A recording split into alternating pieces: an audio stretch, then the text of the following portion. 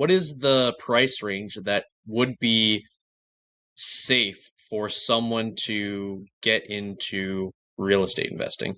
I know I kind of like I took this and took the question and turned right on this conversation, but That is such a good question. I love this question. So, a lot of people would answer this with a number. And Mhm. anybody who answers you with a number, like from this range to this range, they're fundamentally, this is flawed. And instead, I'm going to answer you based off of principles, because principles withstand the test of time and markets.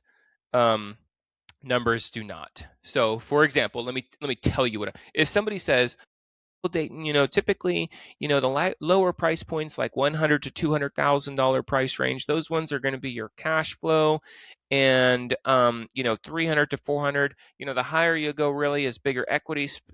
So it's bigger checks when you wholesale. And same thing with full retail. If you're going to do a fix and flip, you want to be in the higher price range. This is false. Let me prove it to you.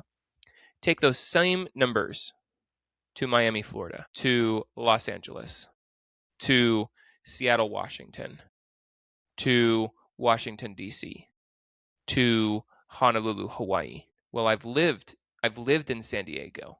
I've lived in Washington D.C. I've lived in Honolulu, Hawaii.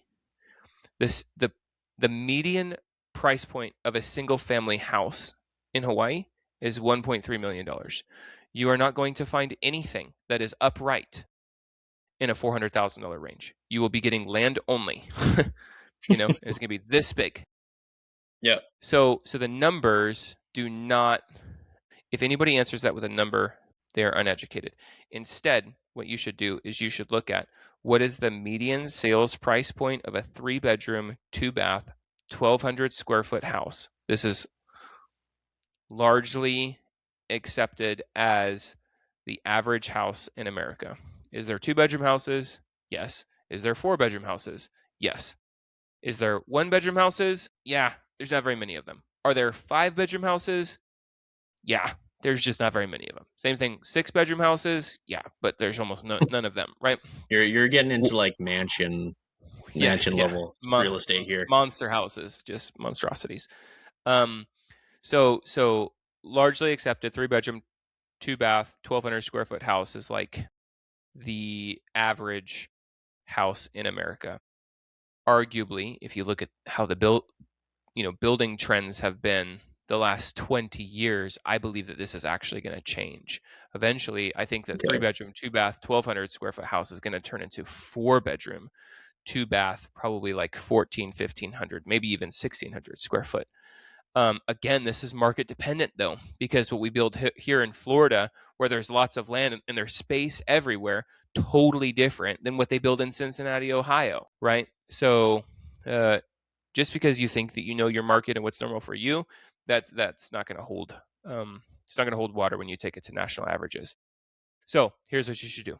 What is the median price point of a 3-bedroom, bath, 1,200 square foot, single family house? Take that number and plot it. That's going to be the 50 percentile. You know what a bell curve is? Yep. I know what a bell curve Cool. is. So you draw your bell curve, and that's by definition it's the median. It has to Yeah. be in the middle. It's the 50 percentile.